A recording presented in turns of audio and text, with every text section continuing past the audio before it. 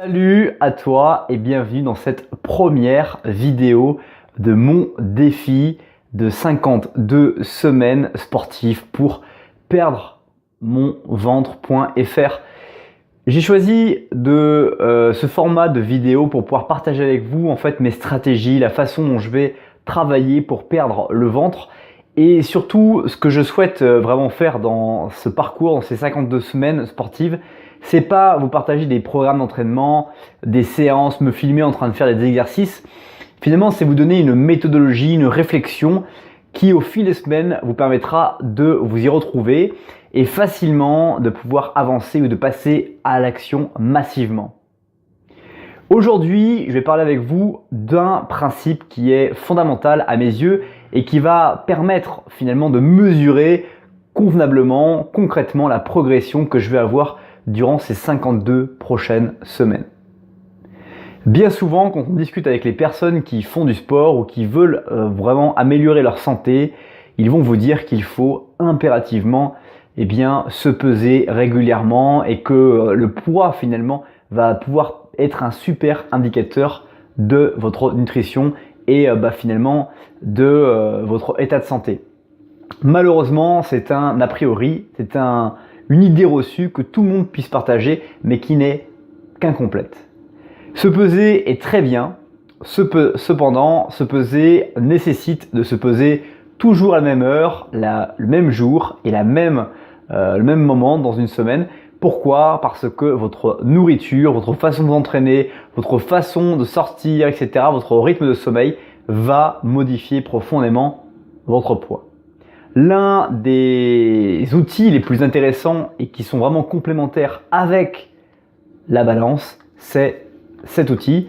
Autrement, un outil qui est très simple, c'est un mètre tout simplement. L'objectif est de mesurer en centimètres son tour de taille ou son tour en fait de ventre pour pouvoir convenablement estimer l'évolution et la pratique sportive, les gains réalisés par cette pratique sportive. Donc ce que je vais faire en fait en bas de cette vidéo, je vais te mettre directement mes mensurations, les mensurations qui m'intéressent, c'est-à-dire que si tu veux aller plus loin à travers ce défi que je fais et te motiver à vouloir prendre toutes tes mesures, c'est bien. Par contre, moi je vais me concentrer sur deux mesures, celles qui sont au niveau de la taille. Alors je te ferai précisément une vidéo là-dessus prochainement. En fait, tu prends simplement ton mètre, tu le passes tu passes sur ton nombril et tu fais tout le tour. Et tu mesures ta taille au niveau de ton ventre. Ça permet de pouvoir voir finalement ton ventre. Et derrière, une deuxième mesure qui est assez complémentaire pour moi, c'est le tour de hanche. Tu vas mettre en fait ton mètre, tu fais le tour de ton mètre avec tes hanches, on va dire au milieu de tes hanches, pour mesurer en fait l'évolution. L'objectif dans tout ça, c'est finalement d'essayer de retrouver un corps qui va s'approcher d'un corps en V. Le corps en V, comme on l'imagine, il est comme ça. C'est-à-dire que les épaules sont relativement larges et que le buste va venir s'émincir jusqu'à son socle, les hanches. Et les hanches après sont un peu plus larges. Aujourd'hui, avec la prise de poids que j'ai faite par un mauvais régime alimentaire, j'ai suivi bête et méchant, pourtant j'ai des années d'expérience d'entraînement et de nutrition, et j'ai suivi finalement un exemple de petit déjeuner dans lequel il fallait manger 3 cuillères à soupe de riz pendant tous les jours. Et j'ai fait ça pendant quasiment 4 mois, et ce qui fait que j'ai accumulé beaucoup de poids, bêtement, mais finalement je me dis que tout ça va servir parce que maintenant il faut perdre ce poids, donc il faut modifier sa nutrition et adapter un programme d'entraînement que tout le monde peut réaliser.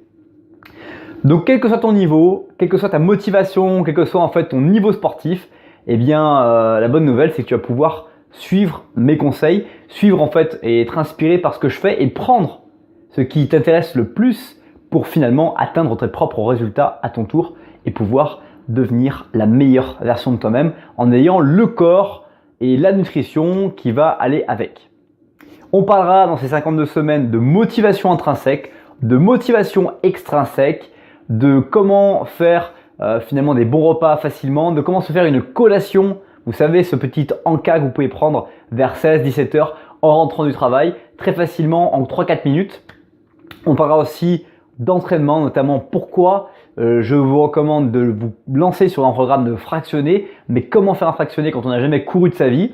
Bref, je partagerai avec vous toutes mes connaissances, toute mon expérience et surtout je pratiquerai avec vous au fur et à mesure. Je vous dirai chaque jour de mes semaines en fait finalement ce qu'il s'est passé, qu'est-ce que j'ai mangé, qu'est-ce que j'ai pas bien mangé et pourquoi j'ai fait ces choses-là. Et en fait finalement je vais m'ouvrir complètement à vous dire les bêtises que j'ai pu commettre au cours de finalement mon expérience et de ma pratique quotidienne et régulière.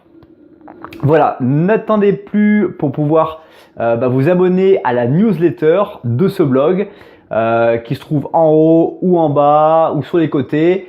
Si tu es déterminé, tu vas trouver le lien. Et moi, je te dis à très vite en bas de l'article pour que tu puisses voir mes résultats, mes mensurations. Et je te dis surtout à très vite pour la vidéo de la semaine prochaine pour partager mes avancées, mes améliorations. À bientôt, bye bye.